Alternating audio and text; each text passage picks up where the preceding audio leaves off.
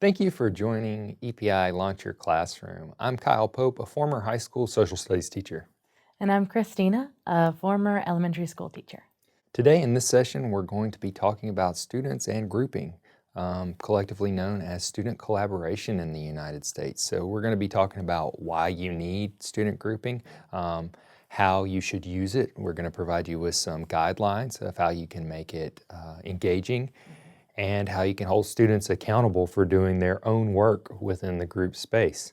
Another huge component of this is making it effective, having Absolutely. effective groups. So you Yeah. have an experience with groups being ineffective, is that right? Yeah. So let's put this into perspective, Kyle. So I want the viewers out there to take a minute and think about, as educators, the closest, unless you're in school, the closest thing that you're probably going to get to a classroom-like atmosphere for us nowadays is professional development. So thinking back, and we collaborate in professional development generally.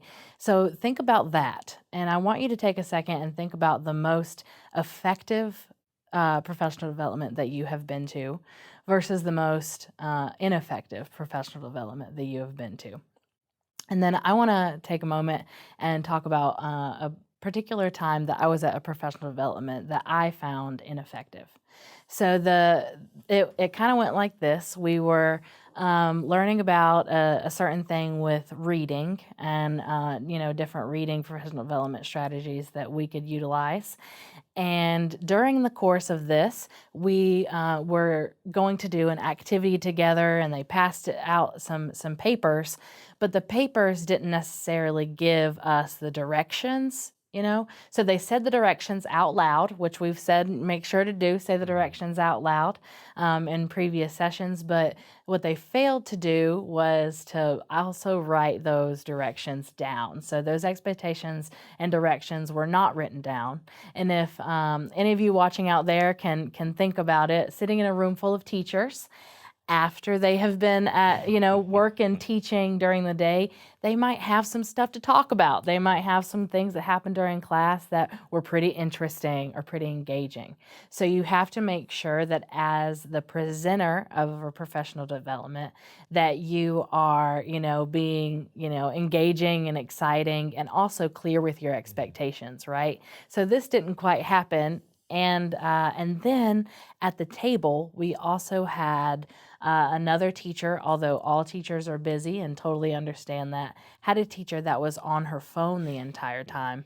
And they didn't really make any kind of expectation about devices. They didn't tell us not to be on our phone the whole time, or any given time, or to put those things away. So they never told her that she couldn't do that, and so she was on that phone or device the entire time and unable to really engage in the collaborative work that we were supposed to be doing then. So thinking about that, taking it into perspective, and then think about the greatest professional development that you have had.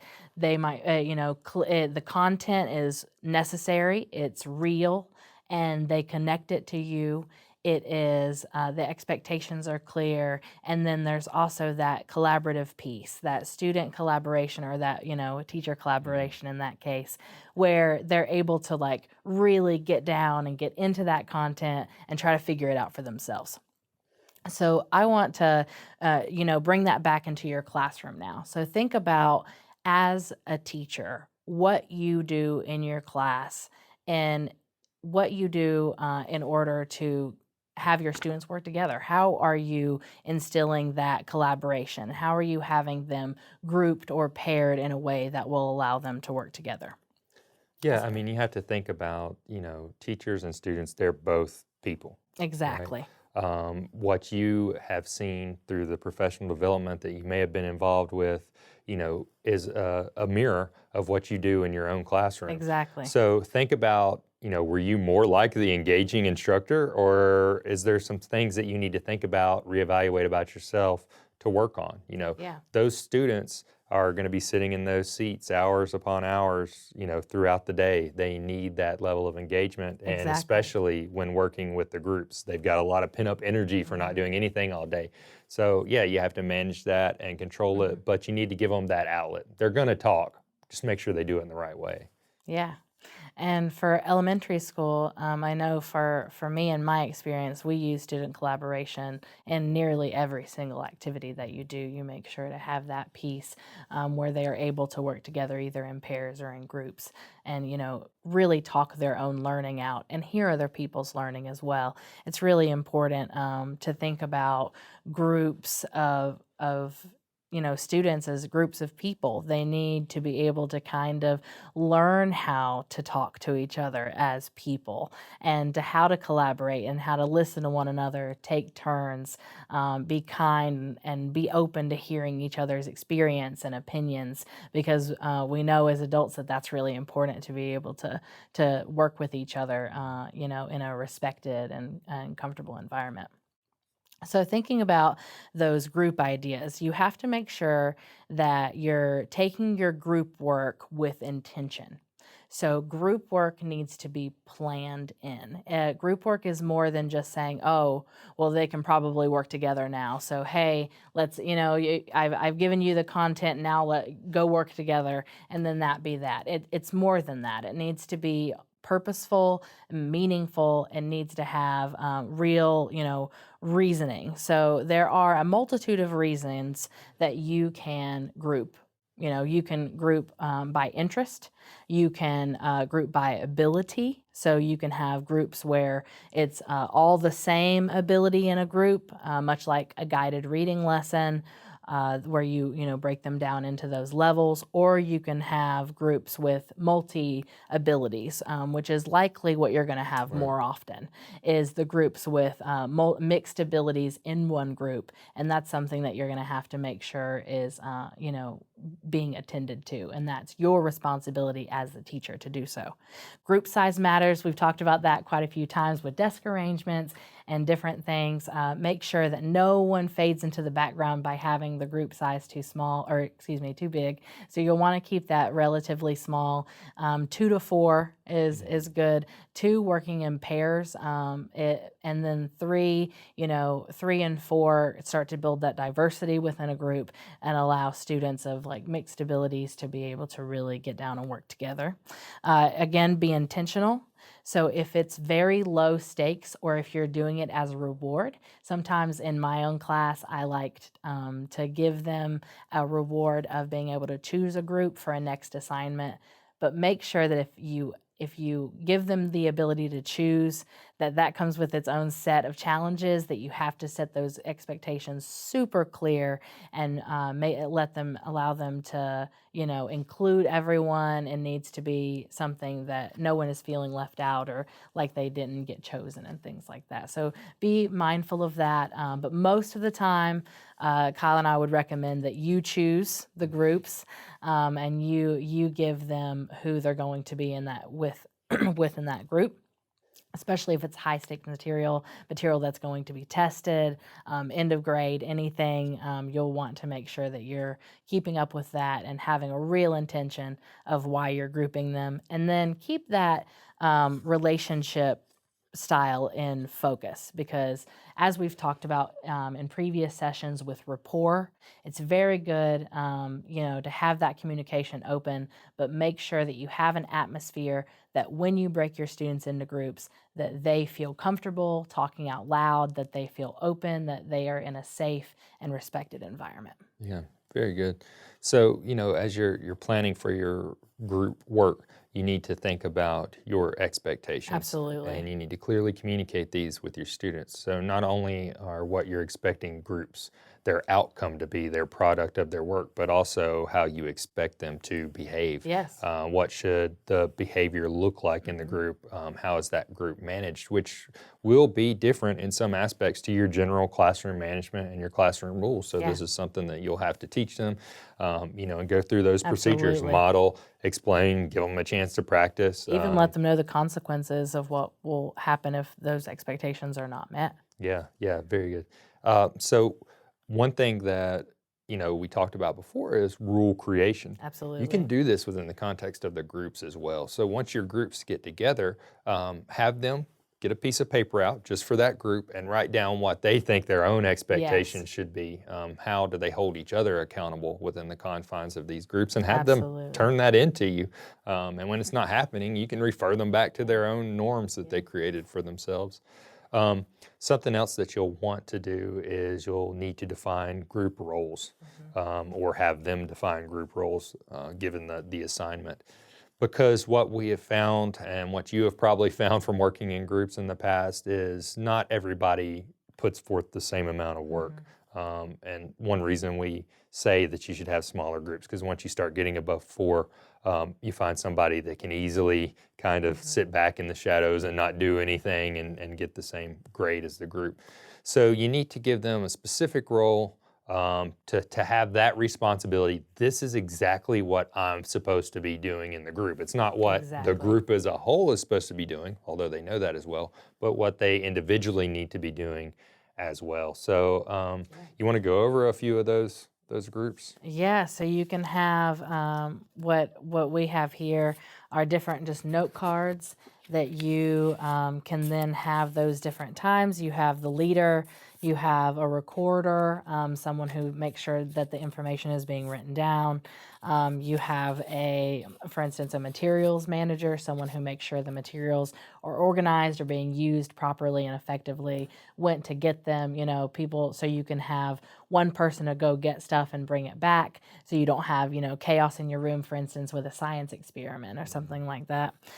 So then you'll want to make sure that, for instance, if you do it like this, as you can see, they're color coordinated, so you can use colors to organize certain things in your room, as we've spoken about before. But you can also take the role and then put some things on the back of the card, either their directive, what they are responsible for. You can talk about what the leader does, some strategies and things like that, and make sure that they read their card.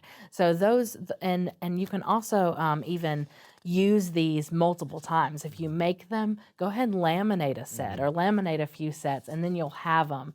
You can even put a ring here and put it in some kind of set, so you can have them even in something like their caddy, for instance. So you could have a set of roles in their caddy for when you do activities. Yeah, so with these roles, sometimes you may want to assign them. Sometimes you may want them to choose. Don't make the same person have Yeah, the same role every absolutely. single time. You don't automatically say that the strongest academic student is, the leader, Yeah, right? Give the other students some yeah, responsibility. Let them take that on for themselves. Also, some of these roles can be you can use more than one per person, right? If you have somebody who is the materials manager, for example, like the one you show, a lot of their work is done at the very first and at the very end, right? And they don't have anything to do during the middle exactly. section. So you want to give them another role, Yes. something else to do. I mean, it could be keeping a timer or motivating Timekeeper is or great. any of those types Encourager, of things things like that. that they can be doing Absolutely. throughout the process, so they have something going on. Yeah. So, don't you have a story about using student roles within Oh your classroom? yeah. So one time I was teaching animal adaptations, and in the previous session we went over doing a gallery walk. So I actually did a mixture of a gallery walk with roles. So each of my groups had different roles that they were in charge of, and then within the confines of the classroom, I put different research stations, and each group was in charge, like little miniature scientist groups of a certain animal. And so this animal has been discovered, and they need to go and figure out what different adaptive qualities, of this animal and its different environments and its diet and things like that. So we would go and they would have these different stations and make sure to time it and all the things that we spoke about in the last session. But it was very interesting because they did a very nice job in making sure that all of the group roles were represented. They were clear. The expectations were there. They actually made their own group norms that you spoke about before. So Kyle mentioned making your own group norms, and that was really great for them to be able to do. So I really appreciated having that animal adaptation, go so smoothly by setting those clear expectations and making sure that all of that was followed. Very good. Yeah. Yeah, that's an awesome example. Thank you. So some other things that you might consider is talking. Talking can become a huge issue in a group, right? Especially if even though you're picking them, if they end up in there with someone they like, and you're hopeful that your students get along, but they may get off task, or they may be on task, but too many students are trying to, control the dialogue of what's happening at the time. So, you can use like little chips, or a certain pin that you have to hand out, or one of the note cards with a sticker on it, or something that whoever is in possession of that will be the group member who is allowed to talk at the time. So you can kind of control that volume, you can kind of control the direction that's going on, and you can say, you guys are making your norms, but I have one that has to be on everybody. Whoever has the talking token or whatever is the only one that can speak, Exactly. Also have task sheets, which, like Christina was talking about earlier with the professional development, they didn't give you written directions, right? So your task sheet can have those written directions on them. But in addition, they can also be color-coded for what that person's role is.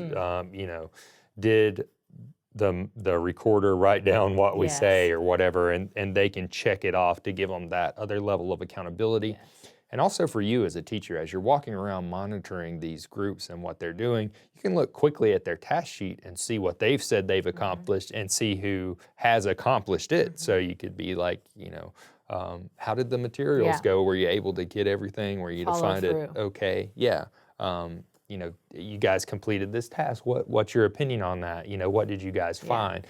So it's easy for you as a teacher to manage it, also to hold them accountable of their actions. Keep everything organized. Yeah. As they're finished, you need to do a self-assessment.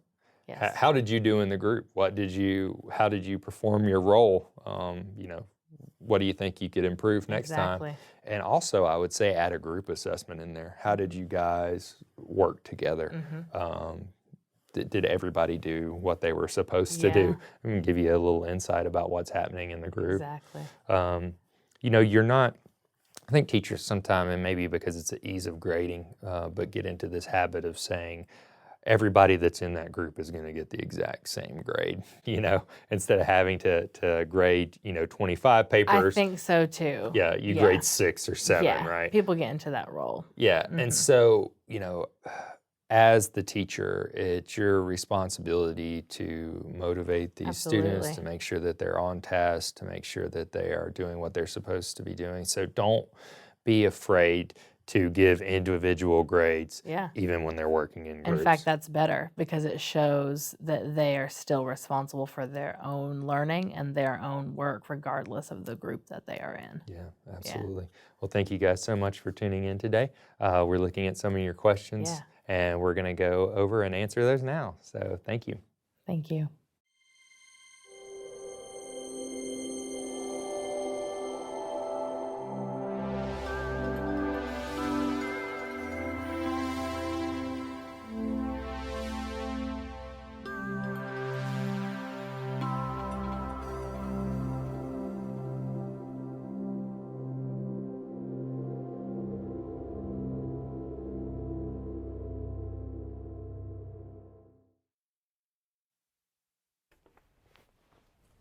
Hello again, everyone. Thanks for watching and for the great questions we've been getting in the chat, our social media channels, and email.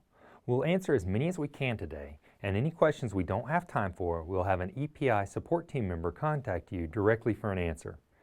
Joining me today for the Q&A is Ryan Hennessy, a former educator and EPI's Director of Program Services. All right, let's take a look at our first question. Thanks, Kyle. All right, it's coming in from John Paul. It says, I want to print out the group directions, but my school has limitations for how much we can print for the semester. is there a way I can still deliver these directions in written form? That's a great question, John Paul. Real common currently in schools are these paper counts. One way that I would offer that you may maybe get around this is if you have a smart board in your classroom, an overhead projector, or even a whiteboard, you take a little time beforehand. You can make on the screen a big T-chart with 4 spaces if you have 4 groups, or of course you can expand that out if you have more groups. And then you can go ahead and have out some directions for, if maybe first 10 minutes, second 10 minutes, third 10 minutes for each group, or you can go ahead and put all the directions up in each quadrant for each group. So that way you don't have to use paper and the groups know where their directions are. Thanks. All right, so this question comes from Bassani, and it says, do you have any suggestions for how I create my groups so they are most effective?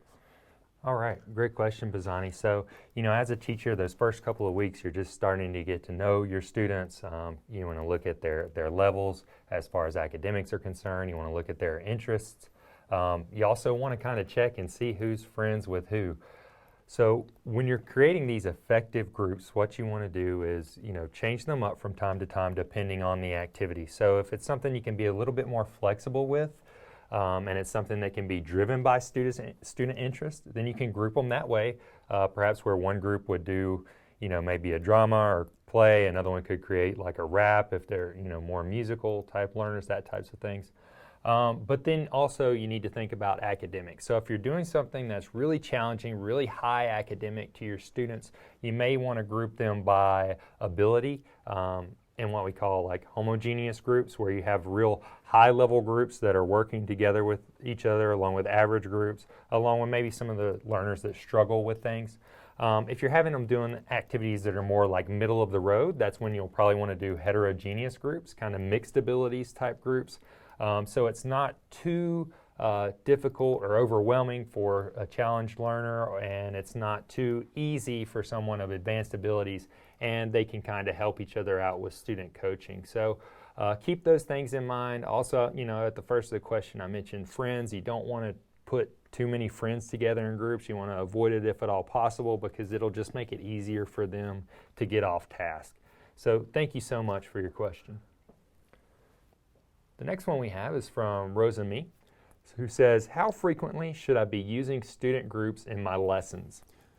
Rosa Me, I think in this case, I think you use them just like you would any kind of method or strategy, and that is you use them as frequently as you need them.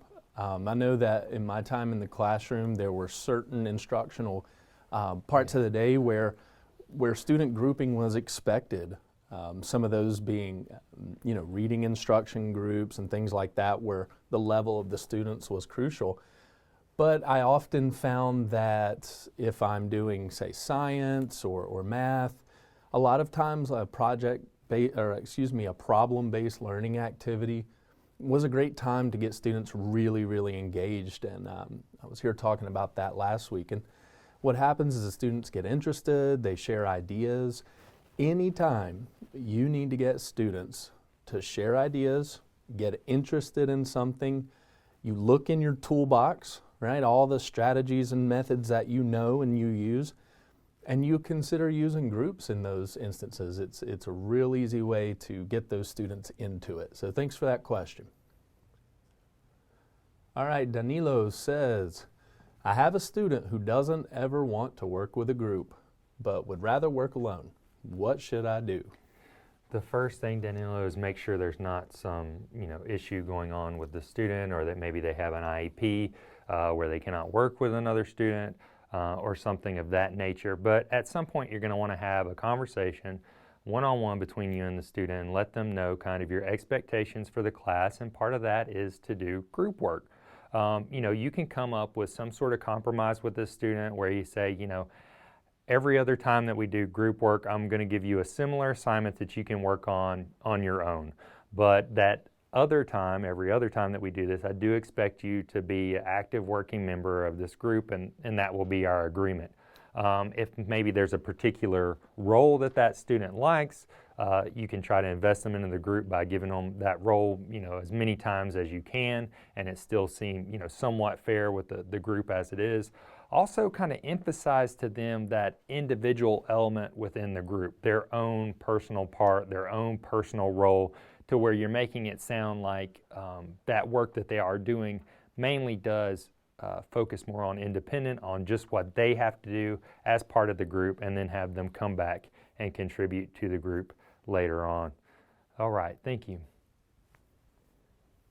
Maxim writes, can you explain a little more about group members holding each other accountable? So obviously accountability is critical when you're doing small group work, and that's for a lot of reasons, but mainly you don't want the whole the whole lesson to devolve down into just a chat time or a social hour. And so a couple of ways that you may consider holding each other accountable. In the text launcher classroom, there's a really good, it talks quite a bit about self-assessment, or having each student assess the work of the group.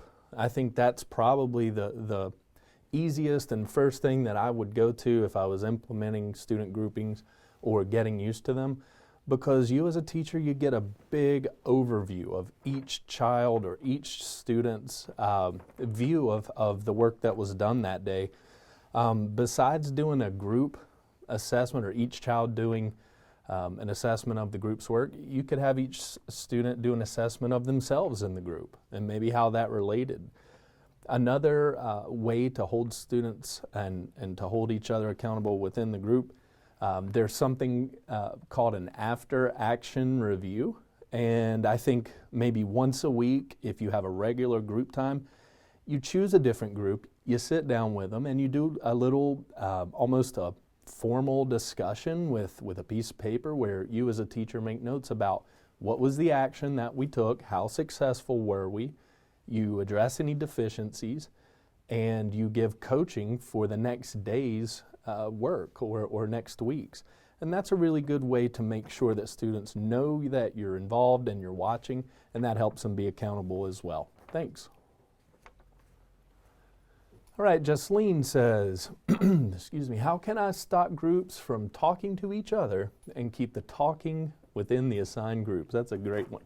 Yeah, thank you, Jasleen. So first off, you're going to want to talk about your group's rules that we discussed earlier, and say part of that is the expectation that when they're in the group, that they're only speaking to their group members, that they are, fulfilling their role within that group.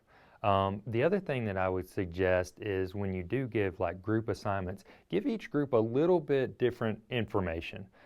We call this jigsawing sometimes, where each group doesn't have the exact same assignment, so they can't reach over and ask the group next to them for help or for other answers or something like that. It makes them responsible for the work that's going on within the confines of their own group.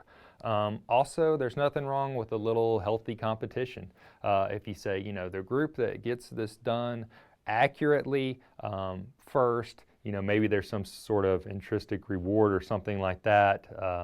Maybe they get something symbolic or something physical type of reward that you want to give them. But this will also help you cut down that talking. If you notice that it's just a couple groups that seem to be talking to one another back and forth, you can also think about where you assign these groups to work at and move those talkative groups on opposite sides of your classroom. So thank you very much for the question. All right, the next one is from Gregory. My current groups are working well overall. Do I still need to mix up the groups in the future? All right, Gregory, first of all, I want to say congratulations. That's awesome, because my current groups are working well overall. That statement to me means that you have done some necessary setup and some necessary work with them as far as your expectations and procedures. And so I guess the next part, do I still need to mix them up? My question to you would be, why not? If they're working great together, I absolutely would mix up the groups in the future, only this time I would do it really, really intentionally, right? So you're looking at a standard or some content that you need to teach. I'm sure that you have an idea of students that may need some support or students that may have low interest in that given topic. That's a great time for you to group students differently, get them involved with some different voices, maybe partner them up in some different ways. Maybe you're doing ability now, maybe you switch to random to shake things up. But the bottom line is, if they are working well because they know your expectations and they've got procedures and routines, absolutely, I would mix those students up. Right, Katie Ann says, if a group reports that one member isn't doing anything, how should I handle that? All right, Katie Ann, thank you. So, if you're taking our advice and you are divvying out roles and tasks amongst the groups, it should be fairly easy for you to see if that group member's tasks are not being completed, right? So, you'll be able to see if what is being reporting to you is factual. This is a time, again, where you're going to want to speak to that student who isn't doing their work and let them know the consequences of that, right? So if that student didn't do that part of the work, then their grade, which is factored into their group grade, is going to be a little lower than the rest of the group. That's your natural consequence. If this seems to be happening again and again, when you're talking to the student, find out if it's one of those things where maybe they don't like their group members, maybe they'd be more effective in a different group, and then come up with some sort of agreement with them. Okay, put the effort in on the next assignment and I'll work with you and maybe, move you to a different group or maybe mix up groups completely. But just make sure that, you're involving them as much as you can, that you're having this conversation with them, that they understand their responsibilities within the confines of the group, and that they will be held accountable for their actions for the rest of the group. Thank you for your question. All right, Tebbit says, can grouping be used in every lesson? If not, what lessons are best handled by grouping? All right, Tebbit, thanks for the question. So, can grouping be used in every lesson? Here I'm going to be realistic with you, and I'm going to say probably not every lesson. But I would say it is possible to do it in every course of instruction or unit of instruction. There are going to be times where you're going to have to do some direct instruction. Students are going to need to do some individual work, some research and things like that. And you may find, given your both your students and what you need to get done, that grouping just isn't the effective way to do it or the best way. You should always take the best way that you can think of. So what lessons are best handled by grouping? In my opinion, where you need students to really do some critical thinking, to have some useful noise in the classroom, and by that I mean discussing a difficult, maybe a problem that you've posed, or you need them to kind of engage in some varying strategy work, like perhaps in science. I think those are great lessons. Of course, I do think reading, literature, kind of investigation and discussion are also natural places where you could employ grouping. Thank you. All right, this question is from Warren. It says, in administering or facilitating student collaboration, what are some possible incidents that a teacher needs to be wary of? Warren, I love this question because you are trying to plan for possible eventualities that's going to happen within the groups. And I like that you're thinking about what might happen so you can go ahead and be proactive and prevent it. So this is an awesome question. So, we find that off tasks and talking about things off task is one of the biggest pitfalls that will require, you monitoring, especially as they complete their tasks. If you give them like task sheets, those types of things, you're going to need to look out for students doing their own part. You may have students that are not participating near as much as other students. You're also going to want to think about time. I think this is something that a lot of teachers don't factor in, especially teachers that start beginning these grouping exercises, and that you want that time to be, say, you have 5 minutes to do this part of the task. You have 10 minutes to do this part of the task. And then, stay pretty rigid by those time constraints, or else you end up with a group who they may be very well on task. They may be very well trying to complete it, but they're taking way too much time. They just need to go ahead and get the answer down and move ahead. So I say those are the biggest factors that you need to be wary of, and the biggest factors that you need to plan on when you're looking at these types of groups assignments. So thank you so much. All right, Mifflin asks, what can I do when there are dominant students in the group? Hey Mifflin, great question, because it is so common, and so I'm really glad that you've asked it. So first of all, I'd say the dominant students, there is such a fine line between the dominants and the students who can really keep a group moving and keep that discussion going. But that fine line can be crossed, and sometimes for some students it's crossed quite often. So there are a number of ways to handle it. Number one, I suggest that you look at the group and then as a teacher reflect on whether or not the personalities are in that group to challenge that student intellectually. A lot of times dominance springs from a student being more advanced in a topic. Maybe they feel that they can kind of take control to get something done. And sometimes if you pair those students up with more of maybe about a same level group of peers, you will find that dominance fade away because they no longer need to drive that group. Another thing that you might think of, Mifflin, in the Launch Your Classroom text, there is a great strategy involving chips. Now, not the chips you eat, but like a poker chip, but anything really would work. Anything small, even a coin or something. So you give every student 3 of these items, or 2, whatever you deem to be appropriate, and the students have them in their possession. And when the students want to share or want to jump in and talk a little bit, they have to, quote, ante up, right? They take one of those items you gave them. In this case, we'll just use a poker chip.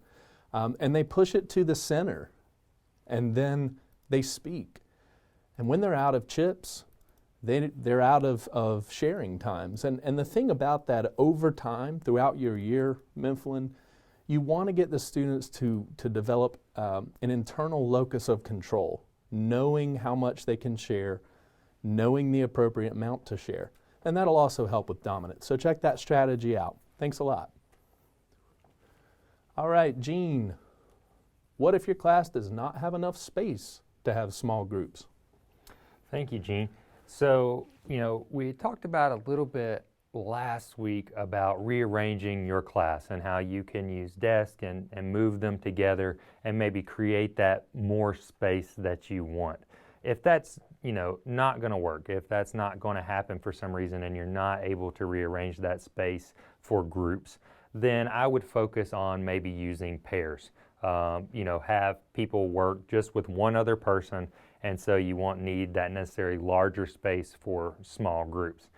Now, you do need to have larger student collaboration at some time. This is just a skill that, is going to help prepare them for the next level and for ultimately when they graduate in school and have to work with other people.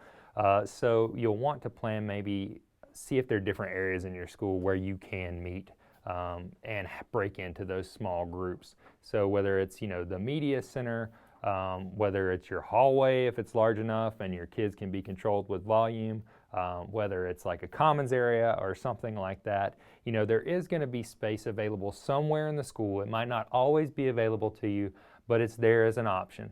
So thank you so much for that question. The next comes in from Tamika. What's the best way to group students? Thanks, Tamika. In my opinion here, and I think the teachers here with us will agree, that the best way to group students, there's a few, but mainly you need to ask yourself as a teacher, what are you trying to accomplish? And what does the content lend itself to? So when you're trying to accomplish, for example, lively discussion, You probably want to go with a group, like a homogeneous mixture, an ability group of similar abilities, so that the discussion doesn't lag in places where there may be one or two group members who just can't keep up. And then there's times where you may want to do random, right? I think there's like science and doing science experiments or working on projects in that field in particular. That's a great way to let students who don't get a chance to interact in ability groups work together and hear each other's ideas. So that might be a place you want to try random. So of all the ways that you have, I wouldn't say there's one best way. I would say think about what you want to get done and what lends itself to the content that you're teaching. Make it as easy as you can to get it done. Thanks. All right, Francisco, how to correlate the size of the group with the difficulty of the assignment? So when you're thinking of group size, I don't think difficulty is necessarily a factor. Maybe by the amount of the assignment. So for larger assignments that have more components, those kind of lend themselves to more group work. The less work, the more communicative dialogue and nature can be broken down into pairs. But overall, I don't think that difficulty is going to be the main factor in determining your group size. Once again, it's more important to focus on the amount of work that you're giving that group and think, is there enough for 3 people to do? Is there enough for 4 people to do? Can this be done better, more successfully, and more participation if there's only pairs? So yeah, don't let difficulty be your primary factor in determining the group size. Thank you for your question. All right, Bruzy says, students are used to group roles most of the time. It's difficult to change their role. How can I change their position in groups? That's a great question. In my experience, you need to change their role. They really quickly settle in, and as students settle in and get very, very comfortable, sometimes their work starts to kind of slide because they know exactly what they're supposed to do, and they get a little relaxed sometimes. So, Bruzy, I think you definitely need to change the role. Here's a great way to do it. Christina, a moment ago, showed us some index cards. So what I would do is take an index card, and I would write each role that you have, and on the back, you make a very succinct kind of main role, like the big things that each role has to do. And then you clip them together with a metal ring or some way to kind of hold them together, a brad or something like that. And in your first 2 weeks in the classroom or when you change groups, that's a great time to sit down and review those jobs. Then, at the end of a week or 2 weeks, whatever works for you, you have the students switch roles, and then they look at those cards, they review what they're supposed to do, everyone agrees they're ready to continue, and then they hold those roles for another 2 weeks. And then you tell them to switch roles, and they do the same thing. And it just kind of goes around like that. With those index cards, every child or every student gets a chance to do a different role. It keeps it fun, it keeps it interesting. So thanks so much. All right, everyone, that's all the questions we have time for today. If we didn't get to your question live on the air, we will have an EPI support team member reach out to you to answer it. Please join us back here next week, October the 12th at 4 p.m. Eastern, for the next episode of Launch Your Classroom. We will be discussing how to use assessments to shape your teaching. To get the most out of next week's episode, read Chapter 11 in your Launch Your Classroom handbook. If you don't already have a copy of Launch Your Classroom, follow the link in the description below to purchase Volume 1, Building a Foundation for Learning. Remember to stay up to date on all the free professional development opportunities that EPI offers. Please subscribe to our YouTube channel and click the bell icon to receive notifications when we are live. We'll see you next time.